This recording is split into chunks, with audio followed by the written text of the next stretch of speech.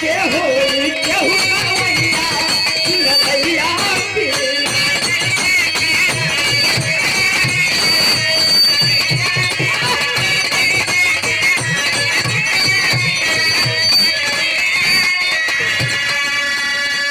आदरणीय हमारे सम्मानित इस चौक के महानायक, गरीबों के मसीहा, मजदूरों के मसीहा, जिनको बोला जाता है, जितना ही बोला जाए